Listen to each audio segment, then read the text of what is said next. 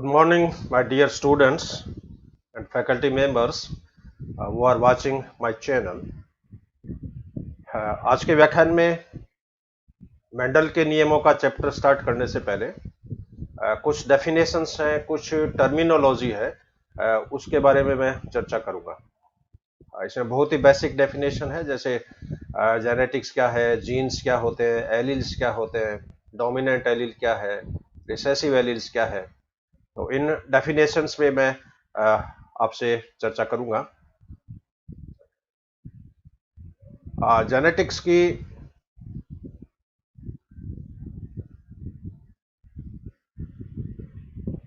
जो जो जेनेटिक्स में एडवांसमेंट हुआ है, इसकी अनेक व्याख्याएं समय समय पर प्रतिपादित की गई है। इसमें जो मुख्य मुख्य जो व्याख्याएं हैं, मुख्य जो डेफिनेशंस हैं, उस पर मैं आपसे चर्चा करूंगा। सबसे पहली डेफिनेशन है जेनेटिक्स। What is genetics?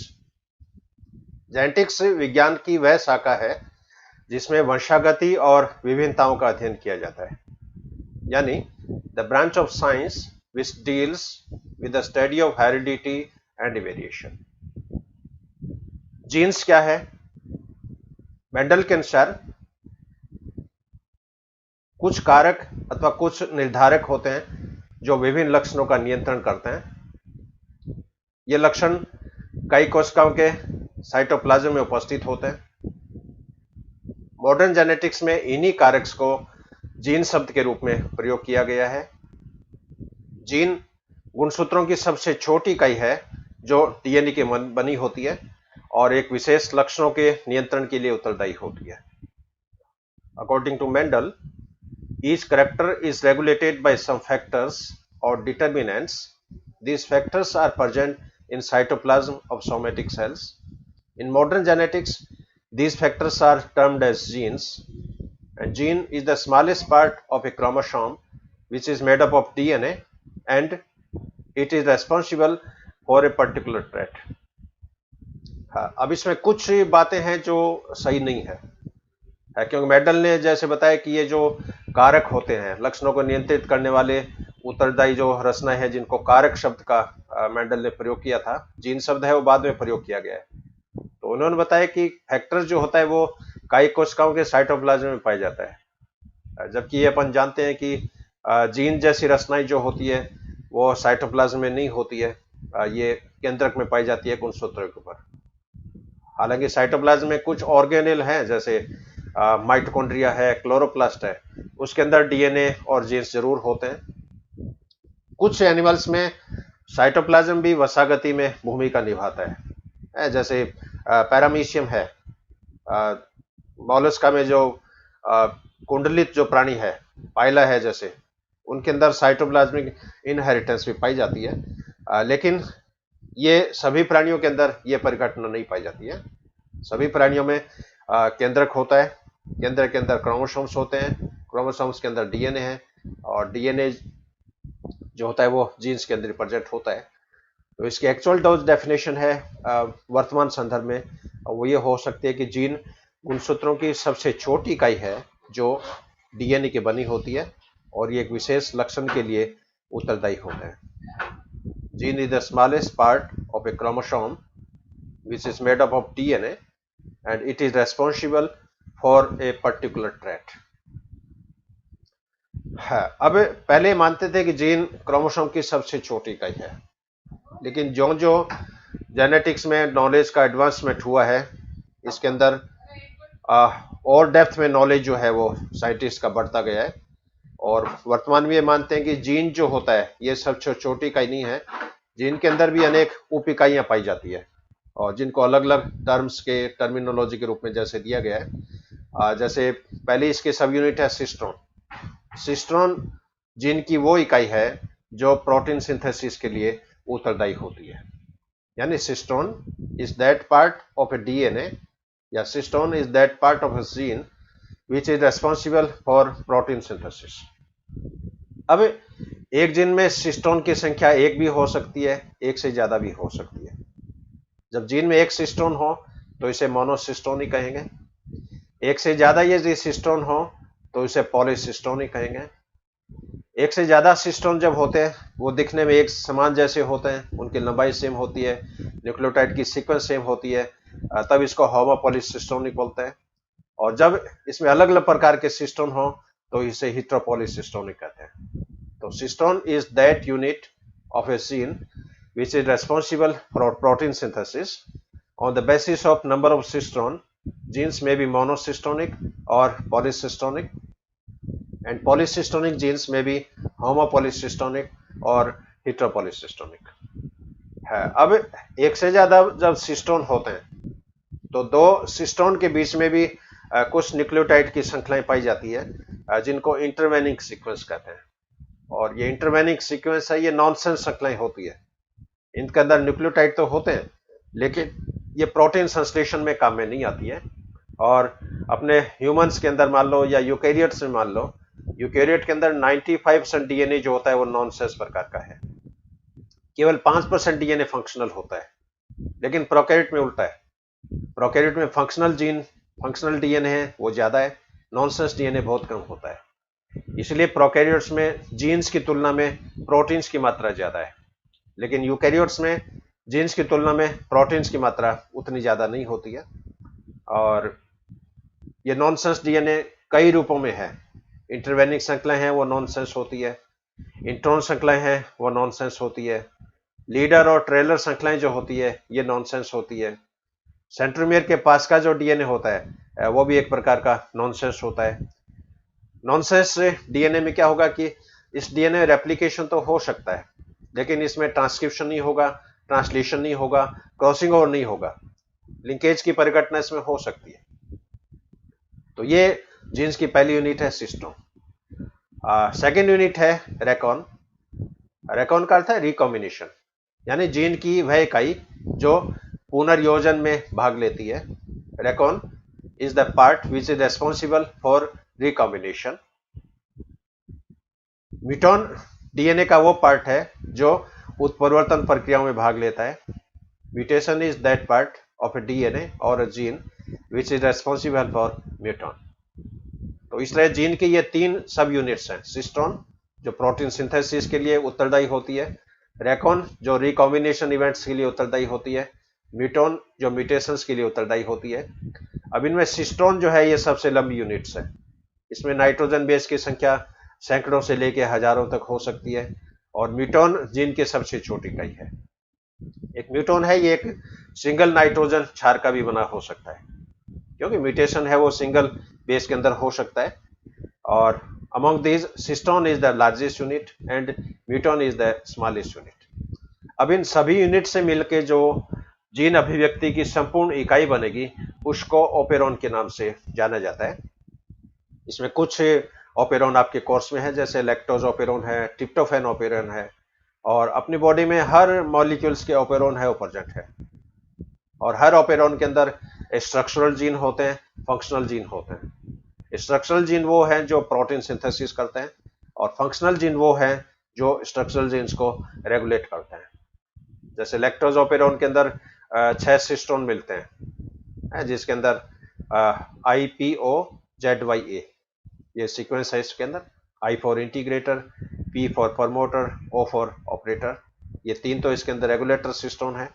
और ZYA जो होते हैं ये अलग अलग प्रोटीन्स का सिंथेसिस करते हैं। इन ओपेरॉन की डिटेल चैप्टर आगे आएगा, उस पर मैं आपसे शेयर करूंगा। इसके पश्चात लोकस क्या है, व्हाट इज लोकस। लोकस शब्द जो है ये लोकेशन से लिया गया है। लोकस समजात गुणसूत्रों का वह स्थल है, वह पॉइंट है जहां पर जीन उपस्थित होता है। Locus is the location of A homologous chromosome where a gene is present. Allele क्या है? मेंडल के अनुसार प्रत्येक विपर्यासी लक्षणों का नियंत्रण एक जोड़ी जीन्स के द्वारा होता है जिन्हें एलील्स कहते हैं। कोई भी लक्षण हो उसके कॉन्ट्रास्टिंग कैरेक्टर्स मिलेंगे हमेशा। जैसे मान लीजिए हाइट जैसे एक लक्षण है, सपोज है, मनुष्य की हाइट हो सकती है, पौधों की हाइट हो सकती है। अब पौधे लंबे भी हो सकते हैं, बौने भी हो सकते हैं, कॉन्ट्रास्टिंग कैरेक्टर्स है। फूल का कलर मान लीजिए, कुछ फ्लावर व्हाइट कलर के होते हैं, कुछ रेड कलर के होते हैं। तो कोई भी लक्षण हो उसके कॉन्ट्रास्टिंग कैरेक्टर्स हमेशा पाए जाएंगे। और कॉन्ट्रास्टिंग कैरेक्टर्स को नियंत्रित करने वाला जो जीन होता है उस जीन्स को एलील कहते हैं, और ये एलील सेम लोकस पर समजात गुणसूत्रों के अंदर उपस्थित होता है।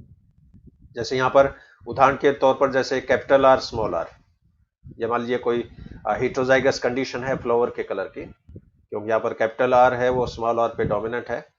अब इस के अंदर कैपिटल आर जो एलील है वो एक क्रोमोसोम पे प्रेजेंट है, और स्मॉल आर जो एलील है ये दूसरे क्रोमोसोम पे प्रेजेंट है, क्योंकि क्रोमोसोम जो होते हैं वो युग्म में पाए जाते हैं, समजात गुणसूत्रों के रूप में पाए जाते हैं। तो एक एलील एक क्रोमोसोम पे प्रेजेंट होगा, एक एलील दूसरे क्रोमोसोम पे प्रेजेंट होगा, और एक लक्षण के जो विपर्यासी लक्षण जो होते हैं वो दो एलील्स के द्वारा कंट्रोल होते हैं।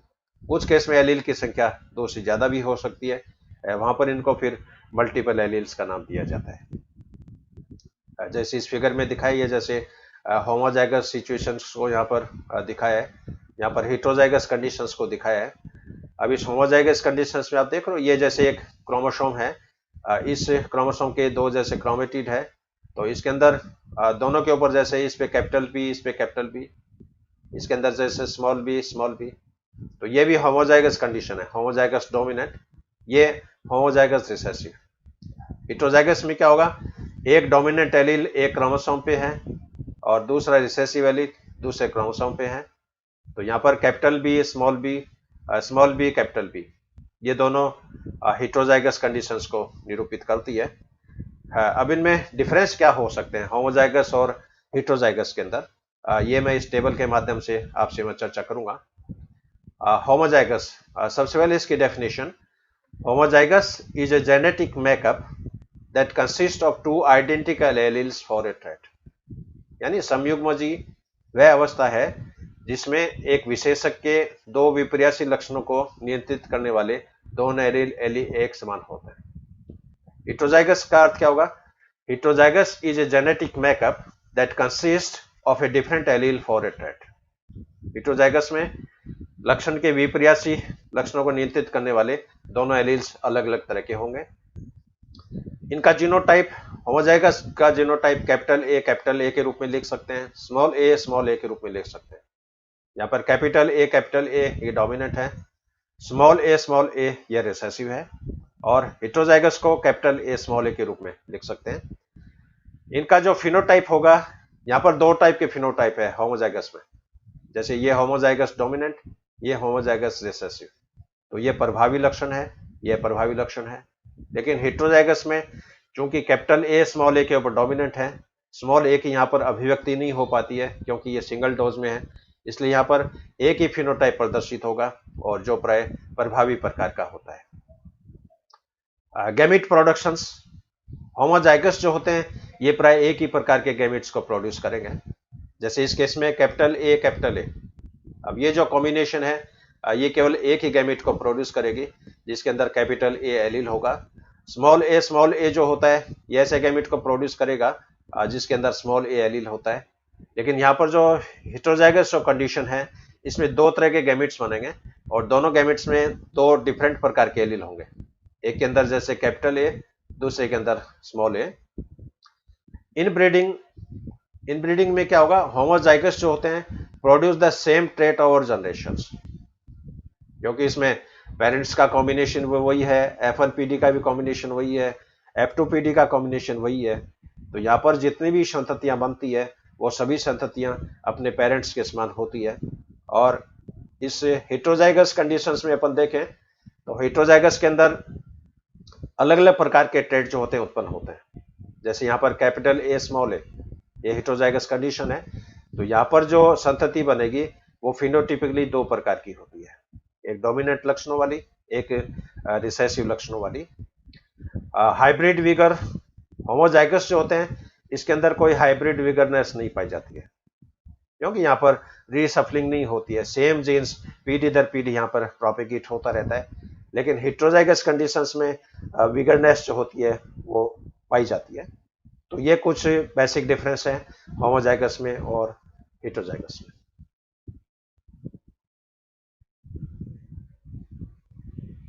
नेक्स्ट परिभाषा है डोमिनेंट एलील क्या होते हैं।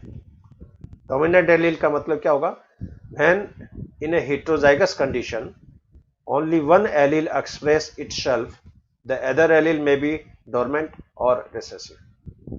यानी विषम युग्मजीय अवस्था में जो एलील अपना लक्षण प्रकट करता है वो प्रभावी एलील के नाम से जाना जाता है।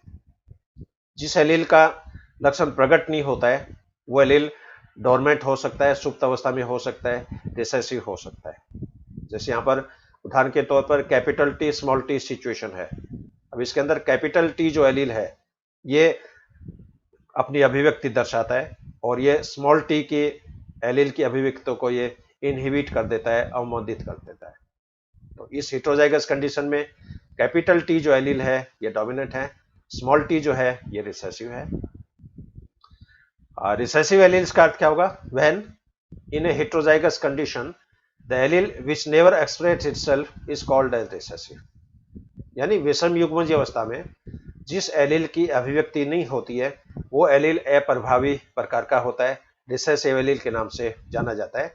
जैसे capital T small T situations में ये केवल होमोजाइगस कंडीशन हो तभी इनका प्रकट होता है। तो समयुग्मजी जो एलील होते हैं ये समयुग्मजीय अवस्था में ही अपने लक्षण को प्रकट करते हैं, विषम युग्मजीय अवस्था में इनके लक्षणों की अभिव्यक्ति नहीं होती है। तो ये डोमिनेंट एलील वो होते हैं जो विषम युग्मजीय अवस्था में अपनी अभिव्यक्ति करते हैं और रिसेसिव एलील वो होते हैं जो विषम युग्मजीय अवस्था में अपनी अभिव्यक्ति नहीं करते हैं लेकिन समयुग्मजीय अवस्था होने पर या डबल डोज में होने पर इनकी अभिव्यक्ति होती है। यहाँ पर कुछ डिफरेंस जैसे बताएं डोमिनेंट और रिसेसिव एलील में क्या क्या डिफरेंस हो सकते हैं। Dominant allele determines the dominant character. प्रभावी एलील जो होता है ये प्रभावी लक्षणों को निर्धारित करता है। Recessive allele determines the recessive character. अप्रभावी एलील जो होता है यह अप्रभावी लक्षणों को नियंत्रित करता है। Dominant allele generally determines the superior character. प्रभावी एलील जो होते हैं ये प्राय उत्तम क्वालिटी के जो लक्षण होते हैं, सुपीरियर क्वालिटी के जो लक्षण होते हैं उनको डिटरमाइन करते हैं, जबकि रिसेसिव एलील जो होते हैं ये इंफीरियर क्वालिटी के कैरेक्टर्स को डिटरमाइन करता है। Most of the time the dominant character is frequently found in the population than the recessive characters. प्रभावी लक्षण जो होते हैं ये पॉपुलेशन के अंदर प्राय प्रकट होते रहते हैं, लेकिन अप्रभावी लक्षण जो होते हैं ये प्राय सुप्त अवस्था में रहते हैं और इनकी अभिव्यक्ति तभी होती है जब वो समयुग्मजीय अवस्था में हो। तो ये कुछ बेसिक डिफरेंस है डोमिनेंट और रिसेसिव एलील्स के मध्य। इसके पश्चात फिनोटाइप और जीनोटाइप में क्या डिफरेंस हो सकते हैं। फिनोटाइप क्या है, जीनोटाइप क्या है? फिनोटाइप जो है वो किसी भी प्राणी की किसी भी स्ट्रक्चर की बाह्य अभिव्यक्ति है। Phenotype is the morphology, properties and behavior of an organism. जबकि जीनोटाइप क्या है? Genotype is the genetic makeup of an organism. मान लीजिए कोई फ्लावर रेड कलर का है, अब फूल दिखने में लाल रंग का है तो ये इसका फिनोटाइपिक लक्षण है। अब इस लाल कलर के लिए उसकी उत्तरदायी जो जीनी संरचना है वो कैपिटल आर हो सकती है, कैपिटल आर स्मॉल आर हो सकती है। तो फिनोटाइप के लिए उत्तरदायी जो जीनी संगठन होता है, जीनी कॉम्बिनेशन होता है, वो जीनोटाइप के नाम से जाना जाता है। Phenotype can be determined by observing outward characters. Phenotype का जो निर्धारण है, प्रेक्षण है, उसको बाहर से देख के अपन लगा सकते हैं, लेकिन जीनोटाइप जो होता है can be determined by observing DNA by genotypic method. अब कई बार क्या होता है, जैसे मान लीजिए लाल रंग की सेब है, जैसे दिखने में तो लाल रंग की है लेकिन खाने में वो बिल्कुल मीठी नहीं होती है, ऐसा भी होता है। Phenotype depends on the genotype and environmental factors. Phenotypic लक्षण जो होते हैं वो उस संतति के, उस ऑर्गन्स के जीनोटाइप पर निर्भर करते हैं, पर्यावरण कारकों में निर्भर करते हैं, क्योंकि एनवायरमेंटल फैक्टर्स के कारण भी कई बार जो एक्सटर्नल अपीयरेंस जो होती है वो थोड़ी बहुत चेंज हो जाती है, लेकिन genotype completely depends on the gene sequence. Genotype है उसमें नाइट्रोजन बेस की सीक्वेंस पे डिपेंड करेगा। Phenotypic characters not inherited by the offsprings.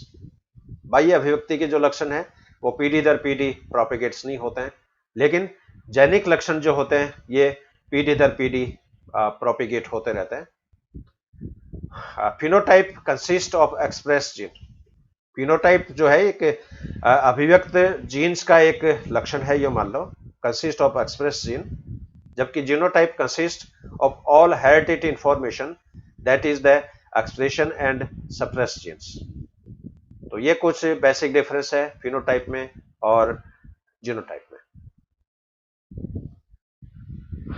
इसके पश्चात बैकक्रॉस और टेस्ट क्रॉस क्या है। बैकक्रॉस में क्या होगा कि मान लीजिए दो पेरेंट्स हैं P1 P2, इन दोनों के बीच में क्रॉसिंग हुई, क्रॉसिंग से F1 संतति बनती है। अब F1 जनरेशन का जब किसी भी पेरेंट्स के साथ क्रॉस करवाते हैं तो ये परिघटना बैक क्रॉस कहलाती है। लेकिन जब F1 PD का होमोजाइगस रिसेसिव पेरेंट्स के साथ क्रॉस करवाते हैं तो ये परिघटना टेस्ट क्रॉस कहलाती है। तो इसमें बेसिक डिफरेंस है, वो मैं आपसे शेयर करूंगा। F1 generation can be crossed with any parents. तो जब F1 संतति किसी भी पेरेंट्स के साथ क्रॉस करवाई जाए तो यह घटना बैक क्रॉस के नाम से जानी जाती है। जबकि टेस्ट क्रॉस में क्या होगा, F1 generation crossed homozygous recessive parents. इसमें कंडीशन आ गई पर्टिकुलर, ये F1 संतति है, उसका होमोजाइगस रिसेसिव पेरेंट्स के साथ ही जब क्रॉस करवाया जाएगा तो यह घटना बैक क्रॉस के नाम से जानी जाती है। In this crossing all features are dominant. Back cross के अंदर जो लक्षण प्रकट होंगे वो प्राय प्रभावी होंगे, लेकिन टेस्ट क्रॉस में जो लक्षण प्रकट होते हैं उनमें 50% प्रभावी प्रकार के होते हैं, 50% रिसेसिव प्रकार के होते हैं। बैक क्रॉस में जीनोटाइप का पता नहीं लगाया जा सकता है। कई बार पेरेंट्स के जीनोटाइप का आइडेंटिफिकेशन करना होता है, तो इसके फिनोटाइप के द्वारा, बैक क्रॉस के द्वारा जीनोटाइप का निर्धारण है वो संभव नहीं है, लेकिन टेस्ट क्रॉस के द्वारा जीनोटाइप का पता लगाया जा सकता है। बैक क्रॉस के अंदर एक प्रकार का फिनोटाइप बनता है और दो प्रकार के जीनोटाइप बनते हैं, लेकिन टेस्ट क्रॉस के अंदर दो ही प्रकार के फिनोटाइप बनते हैं, दो ही प्रकार के जीनोटाइप बनते हैं। तो ये कुछ बेसिक डिफरेंस है बैक क्रॉस में और टेस्ट क्रॉस में। लेकिन बैक क्रॉस वो क्रॉस होता है जिसमें F1 PD का किसी भी पेरेंट्स के साथ क्रॉसिंग करवाई जाए, जबकि टेस्ट क्रॉस वो क्रॉस होता है जिसमें F1 PD का होमोजाइगस रिसेसिव पेरेंट्स के साथ क्रॉस करवाया जाता है। इसके पश्चात मोनोहाइब्रिड और डाईहाइब्रिड इनहेरिटेंस क्या है। मोनोहाइब्रिड नाम से स्पष्ट है कि जब एक लक्षणों के लिए दो विपर्यासी लक्षणों वाले पेरेंट्स के मध्य क्रॉसिंग करवाई जाती है तो ये एक संकरण क्रॉस या मोनोहाइब्रिड क्रॉस कहलाता है। जब दो लक्षणों के लिए वंशागति करवाई जाती है तो इसे डाईहाइब्रिड क्रॉस कहते हैं। तो मोनोहाइब्रिड में inheritance of a single allylic pair, single allylic pair की वंशागति का अध्ययन किया जाता है। डाईहाइब्रिड में inheritance pattern of two pairs of characters during a dihybrid cross. Monohybrid cross जो होता है ये मेंडल के पहले नियम की अभिव्यक्ति करता है, मेंडल के पहले नियम का जो एक्सप्लेनेशन है उसकी व्याख्या करता है। हालांकि मेंडल का पहला नियम है वो सभी तरह के क्रॉस से एक्सप्लेन होता है, चाहे मोनोहाइब्रिड क्रॉस हो, चाहे डाईहाइब्रिड हो, चाहे ट्राईहाइब्रिड हो। लेकिन डाईहाइब्रिड जो इनहेरिटेंस होता है ये मेंडल के सेकेंड नियम की व्याख्या करता है, और सेकेंड नियम जो है इसको जैसे लॉ ऑफ इंडिपेंडेंट असॉर्टमेंट, जो लॉ ऑफ इंडिपेंडेंट असॉर्टमेंट है उसके लिए कंडीशन होती है कि जो करेक्टर्स है वो दो होने चाहिए। मोनोहाइब्रिड यदि क्रॉस है तो उसमें स्वतंत्र अपव्यूहन का नियम लागू नहीं होगा। स्वतंत्र अपव्यूहन के नियम के लिए मिनिमम दो लक्षणों का होना आवश्यक है। मोनोहाइब्रिड क्रॉस में F2 PD में फिनोटाइप रेशियो 3:1 प्राप्त होता है, लेकिन डाईहाइब्रिड क्रॉस में F2 PD में फिनोटाइप रेशियो 9:3:3:1 प्राप्त होता है। मोनोहाइब्रिड में F2 PD में जीनोटाइप रेशियो 1:2:1 प्राप्त होता है। जैसे मान लीजिए टॉल और ड्वार्फ प्लांट के बीच में यदि क्रॉसिंग करवाए तो यहां पर एक प्लांट कैपिटल टी बनेगा, दो plant capital T small T बनेंगे और एक प्लांट स्मॉल टी बनेगा। तो मोनोहाइब्रिड क्रॉस के अंदर F2 PD में जीनोटाइप रेशियो 1:2:1 प्राप्त होता है, लेकिन डाईहाइब्रिड क्रॉस में जीनोटाइप रेशियो 1:2 अनुपात 1, अनुपात 2, अनुपात 4, अनुपात 2, अनुपात 1, अनुपात 2, अनुपात 1 प्राप्त होता है।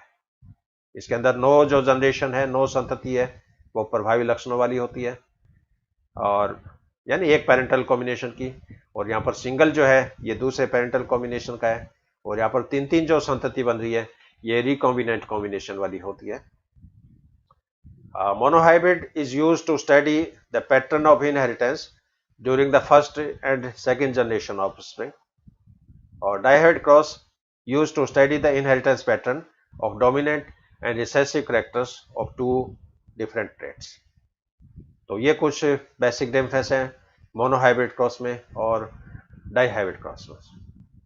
हाँ, इसके पश्चात इनकम्प्लीट डोमिनेंस, अपूर्ण प्रभाविता क्या है। कई बार क्या होता है कि एक डोमिनेंट लक्षण वाले पौधे का रिसेसिव लक्षण वाले पौधे से क्रॉस करवाते हैं, तो F1 पीढ़ी में जनरली प्रभावी लक्षण जो होता है वो प्रकट होता है। लेकिन कई बार क्या होता है कि दोनों में से किसी भी पेरेंट्स का लक्षण प्रकट नहीं होता है, और यहाँ पर कैरेक्टर्स की ब्लेंडिंग हो जाती है, और दोनों पेरेंट्स के जो इंटरमीडिएट जो अभिव्यक्ति है वो यहाँ पर प्रकट होती है। और इसका जो बेस्ट एग्जाम्पल है वो ये है 4 ओक प्लांट मिराबिलिस लापम। मिराबिलिस लापम क्या होता है, एक पौधा जैसे लाल रंग का है जिसमें रेड कलर के फ्लावर है, इसका दूसरा जो प्लांट है उसके अंदर व्हाइट कलर के फ्लावर है। अब यहाँ पर रेड कलर जो है इसका जीनोटाइप है मान लो कैपिटल आर, इसका जीनोटाइप है स्मॉल आर। अब यहाँ पर जैसे और डब्ल्यू के रूप में रिप्रेजेंट किया है, R for red, W for white, इन दोनों के अंदर जैसे गैमेट बने। अब यहाँ पर F1 पीढ़ी जो बनती है वो हिसाब से लाल रंग की होनी चाहिए, क्योंकि रेड कलर है वो व्हाइट पे डोमिनेंट है। लेकिन यहाँ पर अपन देखते हैं कि F1 पीढ़ी में जो फूल बनते हैं वो लाल रंग के नहीं होकर गुलाबी रंग के होते हैं। अब यहाँ पर जीन की पूर्ण अभिव्यक्ति नहीं हो पाती है, इसलिए घटना इनकम्प्लीट डोमिनेंस के नाम से जानी जाती है। और जब इस F1 पीढ़ी में सेल्फ क्रॉसिंग करवाई जाती है, सेल्फ फर्टिलाइजेशन करवाया जाता है, तो F2 पीढ़ी में एक पौधा रेड कलर का डेवलप होता है, दो पौधे गुलाबी रंग के प्राप्त होते हैं, एक पौधा व्हाइट रंग का प्राप्त होता है। तो यहाँ पर फिनोटाइपिक रेशियो 1:2:1 प्राप्त होता है, और जीनोटाइप रेशियो भी 1:2:1 प्राप्त होता है। तो when in a heterozygous condition dominant allele not completely mask the recessive allele and progeny shows the blending of both characters। तो जब प्रभावी एलील की पूर्ण रूप से अभिव्यक्ति नहीं हो पाए तो यह घटना अपूर्ण प्रभाविता या इनकम्प्लीट डोमिनेंस के नाम से जानी जाती है। इसके साथ मल्टीपल एलील, बहुयुग्म विकल्पी क्या है। अभी जैसे मैंने बताया कि सामान्यतः एक लक्षण जो होता है वो एक एलील के द्वारा कंट्रोल होता है। कई बार अपनी बॉडी में कुछ लक्षण ऐसे हैं जो 2 से अधिक एलील्स के द्वारा नियंत्रित होता है।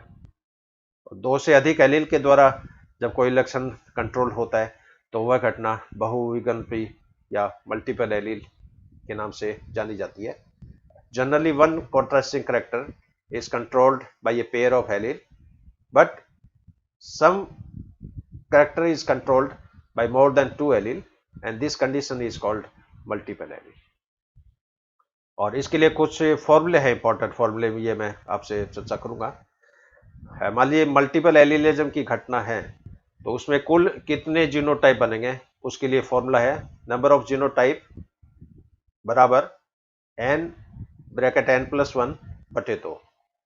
यहाँ पर n क्या है, नंबर ऑफ एलील्स। जैसे मान लीजिए ब्लड ग्रुप है, सपोज है, अब ब्लड ग्रुप में 3 एलील होते हैं, IA, IB, I0। अब ब्लड ग्रुप 3 एलील से कंट्रोल हो रहा है। अब यहाँ पर ये फॉर्मूला आप अप्लाई कर दो, n बराबर 3, तो 3 ब्रैकेट 3+1 यानी 4 × 3 12, 12/2 बराबर 6। तो ब्लड ग्रुप में टोटल 6 जीनोटाइप जो होते हैं वो पॉसिबल हो सकते हैं। दूसरा फॉर्मूला इससे क्या है, नंबर ऑफ होमोजाइगस बराबर नंबर ऑफ एलील। इसमें होमोजाइगस की संख्या उतनी ही होगी जितने एलील्स है। मान लो कोई लक्षण 3 एलील से कंट्रोल हो रहा है तो इसके अंदर 3 होमोजाइगस बनेंगे। 4 एलील से कंट्रोल हो रहा है तो इसमें 4 होमोजाइगस बनेंगे। लेकिन ये कंडीशन तभी होती है जब जीन के बीच में कोई इंटरेक्शंस नहीं हो। अब ब्लड ग्रुप में 3 एलील है, हिसाब से 3 ब्लड ग्रुप होने चाहिए, लेकिन ब्लड ग्रुप इसके अंदर 4 है। ए बी ब्लड ग्रुप की जो अभिव्यक्ति है वो कोडोमिनेंस के कारण होती है।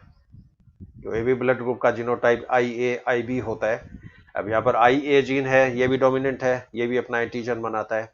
IB जीन है, वो भी डोमिनेंट है, वो भी अपना एंटीजन्स बनाता है। और आरबीसी की प्लाज्मा झिल्ली में ए और बी दोनों एंटीजन्स प्लाज्मा झिल्ली में आके समाहित हो जाते हैं, इसलिए वहां पर ए बी ब्लड ग्रुप जो होता है वो भी यहाँ पर प्रकट होता है। लेकिन होमोजाइगस में 3 ही है, IA IB IB I0 I0। तो समयुग्मजीव की संख्या उतनी होगी जितने एलील्स हैं। हेटेरोजाइगस के लिए फॉर्मूला क्या होगा, n-1/2, यानी कितने विषम युग्मजीव बनेंगे। जैसे ब्लड ग्रुप वाले केस में अपन देखें, एलील 3 है तो 3(3-1/2, यानी 3 दूनी 6/2 बराबर 3। अब ब्लड ग्रुप में 3 जीनोटाइप ऐसे हैं जो विषम युग्मजीव प्रकार के होते हैं। वो कौन कौन से होंगे, IA I0, IB I0 और IA IB। तो ये कुछ इंपॉर्टेंट फॉर्मूले हैं, ये आपको याद रखने हैं। एक बार मैं फिर रिपीट कर दूं, नंबर ऑफ जीनोटाइप बराबर n(n+1/2), नंबर ऑफ होमोजाइगस बराबर number of allele, number of heterozygous बराबर n(n-1/2। ये इस टेबल के अंदर जैसे रिप्रेजेंट किया है। ब्लड ग्रुप जो है वो 4 है, A blood group, B blood group, AB blood group, O blood group. A के लिए जीनोटाइप हो सकते हैं IA अथवा IA I0। बी के लिए जीनोटाइप हो सकते हैं IB अथवा IB I0। AB के लिए जीनोटाइप हो सकता है IA IB। O के लिए जीनोटाइप हो सकता है I0 और टोटल जो संख्या है इसके अंदर 6 है। इसके साथ पॉलीजेनिक ट्रेट। पॉलीजेनी में क्या होगा, जब कोई लक्षण एक से अधिक जीन्स के द्वारा कंट्रोल हो तो वह घटना बहुजीनी लक्षण कहलाता है। ये मल्टीपल एलील नहीं है, ध्यान रखना, ये पॉलीजेनी है। जैसे मनुष्य में स्किन का जो कलर होता है ये 3 जीन्स के द्वारा कंट्रोल होता है। इसके अंदर ABC 3 जीन होते हैं। यहाँ पर ये जैसे क्रॉस दिखाया है, F1PD जो बनती है, मान लीजिए हस्बैंड है वो एकदम प्योर ब्लैक हो और उसकी वाइफ मान लीजिए एकदम प्योर एल्बिनो हो, तो उन दोनों के बीच में जो क्रॉसिंग से जो F1 संतति बनेगी वो हेटेरोजाइगस होती है। अब इस हेटेरोजाइगस में 8 प्रकार के गैमेट की फॉर्मेशन हो सकती है और 8 प्रकार के जब स्पर्म बनेंगे, 8 प्रकार के ओवम बनेंगे, तो इनके फर्टिलाइजेशन से ये चेकर बोर्ड जो बनता है इसमें 64 खाने बनते हैं। 64 इसके अंदर कॉम्बिनेशंस बनती है और इसमें फिर जो संतति बनती है उनका अलग कलर जो है स्किन का अलग अलग हो सकता है। कोई आदमी एकदम सांवला हो सकता है, कोई एकदम गोरा हो सकता है, कोई 19 है, कोई 20 है। जैसे इस फिगर में आप देख लो सक्सेसिव क्रम में। अब जैसे ये जो बच्चा है मान लीजिए थोड़ा सांवला है और इधर ये जो संतति दिखाई है थोड़ी गोरी है। तो स्किन का कलर का जो लक्षण है ये 3 जीन्स के द्वारा कंट्रोल होता है, इसलिए इसको बहुजीनी लक्षण या पॉलीजेनिक ट्रेट के नाम से इसको जाना जाता है। प्लियोट्रॉपी, प्लियोट्रॉपी पॉलीजेनी की उल्टी है। पॉलीजेनी में तो एक लक्षण एक से अधिक जीन्स के द्वारा नियंत्रित होगा, लेकिन प्लियोट्रॉपी में क्या होता है, एक जीन एक से अधिक लक्षणों को नियंत्रित करता है। When one gene regulates more than one characters. इसका बेस्ट एग्जांपल है सिकल सेल एनीमिया। अब सिकल सेल एनीमिया है जो एक सिंपल म्यूटेशंस के कारण होता है, जिसमें हीमोग्लोबिन की पेप्टाइड चेन में ग्लूटामिक एसिड के स्थान पर वेलाइन एमिनो एसिड आ जाता है। अब वेलाइन एमिनो एसिड आते ही हीमोग्लोबिन की स्ट्रक्चर जो होती है वो चेंज हो जाती है, आरबीसी की आकृति चेंज हो जाती है। अब नॉर्मल आरबीसी वो आप देख रहे हो डिस्क के समान है, साइड से देखें तो ये डंबल की जैसी होती है, लेकिन सिकल सेल एनीमिया जब हो जाएगा तो आरबीसी की आकृति तर्करूपी हो जाती है। हीमोग्लोबिन की ऑक्सीजन ले जाने की क्षमता जो होती है वो यहाँ पर परिवर्तित हो जाती है। अब सिंगल जीन यहाँ पर 3 लक्षण कंट्रोल कर रहा है। 3 लक्षण कौन से हो गए, आरबीसी की आकृति, हीमोग्लोबिन की संरचना और हीमोग्लोबिन द्वारा ऑक्सीजन ले जाने की कैपेसिटी। तो जीन एक है लेकिन एक जीन 3 लक्षणों को यहाँ पर नियंत्रित कर रहा है, इसलिए ये जो परिघटना ये प्लियोट्रॉपी के नाम से जानी जाती है। हाँ, इसके बाद एपिस्टेसिस। हाँ, एपिस्टेसिस में क्या होगा, जब एक जीन दूसरे जीन की अभिव्यक्ति को दबा दे, when one gene inhibits the expression of another gene। अब ये डोमिनेंसी से डिफरेंट है ये घटना। डोमिनेंसी में तो क्या था, एक एलील दूसरे एलील की अभिव्यक्ति को दबाता है, लेकिन यहां पर एक जीन दूसरे जीन की अभिव्यक्ति को दबाता है। तो वहां पर जो परिघटना थी वो इंट्राजेनिक टाइप की थी। एपिस्टेसिस की जो घटना है ये इंटरजेनिक टाइप की है, यानी दो जीन्स के बीच में यहां पर इंट्रैक्शन हो रहा है और ये दो जीन अलग अलग क्रोमोसोम के ऊपर भी उपस्थित हो सकते हैं। और जब भी इंटरजेनिक इंट्रैक्शन होता है, मेंडल के नियम वहां पर फॉलो नहीं करते हैं और मेंडल का जो 9-3-3-1 का जो अनुपात था वो अनुपात यहाँ पर पूर्ण रूप से डेविएट हो जाता है, विचलित हो जाता है। और इसका एक आगे अपन चैप्टर डिस्कस करेंगे, जेनिक इंट्रैक्शन, बहुत ही इंटरेस्टिंग एस्पेक्ट वाला टॉपिक है। इस अगले व्याख्यान में मैं आपसे चर्चा करूंगा। कॉम्प्लीमेंट्री जीन या पूरक जीन, कई बार क्या होते हैं कि कुछ जीन एक दूसरे के पूरक होते हैं और दोनों एक दूसरे की एब्सेंस में अभिव्यक्त नहीं होते हैं। जैसे पौधों के अंदर जो बैंगनी जो पिगमेंट होता है एंथोसाइनिन, एंथोसाइनिन का जो उत्पादन है वो 2 स्टेप में होता है। तो यहां पर ये मान लीजिए कोई जैसे प्रिकर्सन मॉलिक्यूल है, ये प्रिकर्सन मॉलिक्यूल किसी एंजाइम की उपस्थिति में इंटरमीडिएट प्रोडक्ट में कन्वर्ट होता है, फिर ये इंटरमीडिएट प्रोडक्ट दूसरे एंजाइम की प्रेजेंस में एंथोसाइनिन में कन्वर्ट होता है।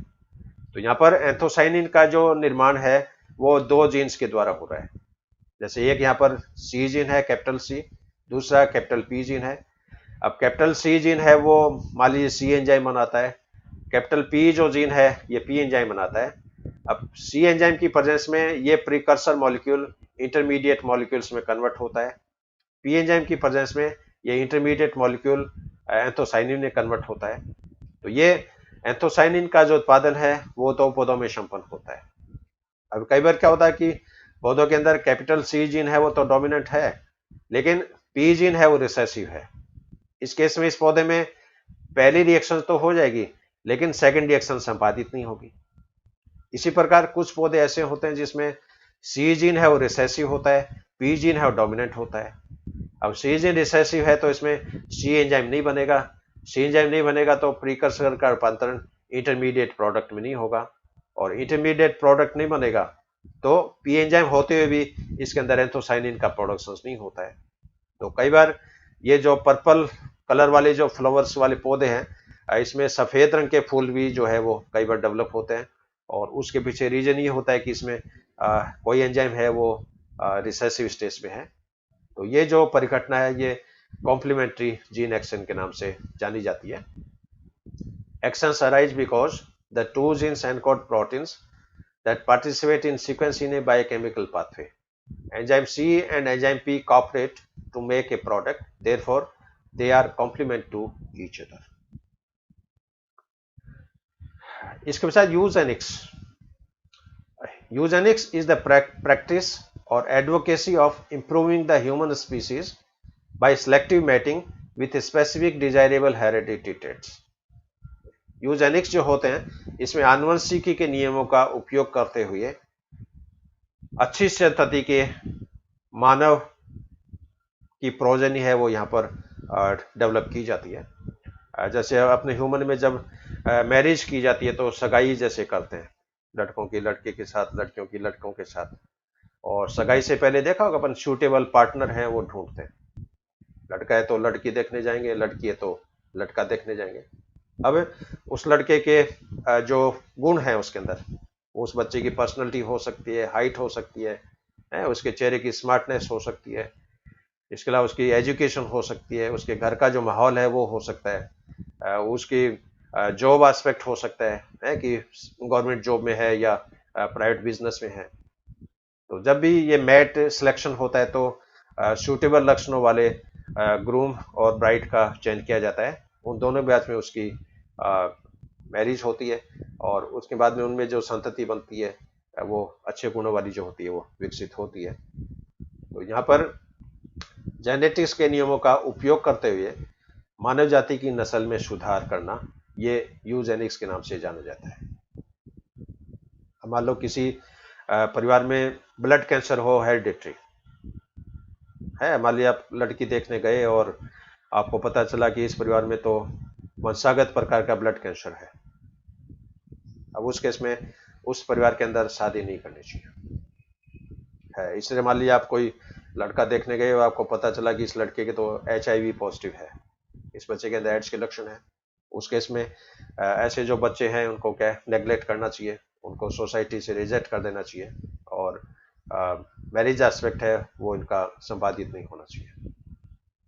तो वंशागति के नियमों का, जेनेटिक्स के नियमों का उपयोग करते हुए मानव जाति की नस्ल में सुधार करना, ये यूजेनिक्स कहलाता है। इसके बजाय यूथेनिक्स is defined as the science of improving the internal well-being of the human by improving the external factors of their environment. An example of euthenics is someone learning about effective nutrition. तो कई बार मानव की नस्ल का जो सुधार है वो proper nutritions के द्वारा, हेल्दी डाइट के द्वारा, बैलेंस डाइट के द्वारा, उचित मात्रा में पोषण प्रोवाइड करके भी उस बच्चे की जो पर्सनैलिटी होती है उसको चेंज किया जा सकता है। इसका एक एग्जांपल मैं आपको बताऊंगा। जैसे अपने फिल्म इंडस्ट्री में सलमान खान है हीरो, और इन्होंने एक बच्ची को गोद ले रखा है, उसका नाम अलवीरा है। अब ये जो बच्ची है ये स्लम एरिया से है, झुग्गी झोंपड़ी में रहने वाली बच्ची है, लेकिन सलमान खान ने इस बच्ची को एडॉप्ट किया, इसको गोद लिया और इस बच्ची का सारा खर्चा, उसकी पढ़ाई का, लिखाई का। अब मान लीजिए वो बच्ची उस झुग्गी झोंपड़ियों में डेवलप होती, विकसित होती, तो न तो वो बच्ची पढ़ पाती, न उस बच्ची की पर्सनैलिटी है वो डेवलप हो पाती। लेकिन उस बच्ची के ऊपर सलमान खान साहब ने कम से कम 1 करोड़ रुपए खर्च किए उसकी पढ़ाई के ऊपर, उसकी शादी के ऊपर। और अब उस बच्ची को आप देखो तो उस बच्ची की पर्सनैलिटी अलग है, ऐसा लगता है जैसे कोई राजघराने की बच्ची है। तो उस बच्ची को प्रॉपर एनवायरनमेंट मिला, प्रॉपर माहौल मिला, प्रॉपर न्यूट्रिशन मिला, प्रॉपर एजुकेशन मिली, प्रॉपर सोसाइटी मिली, प्रॉपर फ्रेंड सर्कल मिला, और उसके कारण मानव की जो पर्सनैलिटी होती है वो चेंज हो जाती है। तो इस तरह की जो डिवाइसेज काम में ली जाती है मानव के नस्ल की सुधार में, ये ब्रांच यूथेनिक्स के नाम से जानी जाती है, और ये मेनली न्यूट्रिशन से संबंधित है। इसमें न्यूट्रिशन भी हो सकता है, आपकी सोसाइटी भी हो सकती है, एनवायरनमेंट भी हो सकता है। यूफेनिक्स जो है इसको मेडिकल इंजीनियरिंग भी बोलते हैं। आजकल ये पॉसिबल है कि आप गुणसूत्र में किसी भी डीएनए के और किसी भी जीन्स को आप काट सकते हो, उसके स्थान पर आप दूसरा जीन जो है वो जोड़ सकते हो। डीएनए को काटने के लिए एंडोन्यूक्लियस एंजाइम या रेस्ट्रिक्शन एंजाइम की आवश्यकता होती है, और न्यूक्लियोटाइड को जोड़ने के लिए लाइगेज एंजाइम की आवश्यकता होती है। अब मान लो किसी परिवार के अंदर कोई आनुवंशिक बीमारी है सपोज, और आजकल ये पॉसिबल है क्योंकि जीनोम, ह्यूमन जीनोम है वो पूरा एनालाइज हो गया है, और साइंटिस्ट को पता है कि किस लक्षण को नियंत्रित करने वाला जीन कौन से क्रोमोसोम पे प्रेजेंट है, वो जीन सेंट्रोमियर से कितनी दूरी के ऊपर प्रेजेंट है। तो आजकल जीन का जैव रासायनिक मैनिपुलेशन है वो संभव है, और कई बार तो जो फर्टिलाइज जाइगोट होता है उस जाइगोट में ही माइक्रोएजेंक्शंस के द्वारा डीएनए को जो होता है कट कर दिया जाता है और वांछित जीन को जो है वो जोड़ दिया जाता है। जैसे मान लीजिए अब किसी व्यक्ति में आनुवंशिक डायबिटीज है सपोज, अब आनुवंशिक डायबिटीज है, इसका मतलब उस बच्चे के अंदर इंसुलिन को संश्लेषण करने वाला जीन जो है एब्सेंट है। इस केस में क्या होगा, इस बच्चे का जो जाइगोट है उस जाइगोट में इंसुलिन को बनाने वाले जीन को ट्रांसप्लांट कर दिया जाता है, प्रत्यारोपित कर दिया जाता है, और उस बच्चे में इंसुलिन का उत्पादन जो प्रारंभ हो जाता है, और ये डिजीज जो है वो कंट्रोल हो जाती है। तो इस तरह की हजारों डिजीज है आनुवंशिक प्रकार की, उनका ट्रीटमेंट आजकल जीन लेवल के ऊपर, मॉलिक्यूलर लेवल के ऊपर हो जाता है, और ये एक तरह से मेडिकल इंजीनियरिंग है, ये जेनेटिक इंजीनियरिंग की ब्रांच है, और इस ब्रांच को यूफेनिक्स के नाम से जाना जाता है। Euphenics deals with improvement of human race by genetic engineering. हाँ, अब इसके बाद है सिंबल। हाँ, अभी जैसे अपन डिस्कस किया कि अपन हर कैरेक्टर्स के लिए सिंबल यूज में ले रहे हैं। जैसे लंबा पौधा है तो उसके लिए कैपिटल टी, बोना पौधा है तो उसके लिए स्मॉल टी, लाल रंग का फ्लावर है तो उसके लिए कैपिटल आर, व्हाइट कलर का पौधा है तो उसके लिए स्मॉल आर। अब क्वेश्चन है कि इन प्रतीक चिन्हों के लिए किस चीज को आधार बनाया जाता है, किस करेक्टर्स को आधार बनाया जाता है। तो कोई भी प्राणी हो, कोई भी एनिमल्स हो, कोई भी प्लांट्स हो, उनमें हमेशा दो तरह के लक्षण पाए जाते हैं। एक तो नॉर्मल करेक्टर, जिसको वाइल्ड करेक्टर्स या जंगली लक्षण भी बोलते हैं, और दूसरा उत्परिवर्तित लक्षण, जिसको म्यूटेंट करेक्टर्स भी बोलते हैं। तो हर प्लांट्स में, हर प्राणी में दो तरह के लक्षण पाए जाएंगे, एक तो सामान्य लक्षण और एक उत्परिवर्तित लक्षण।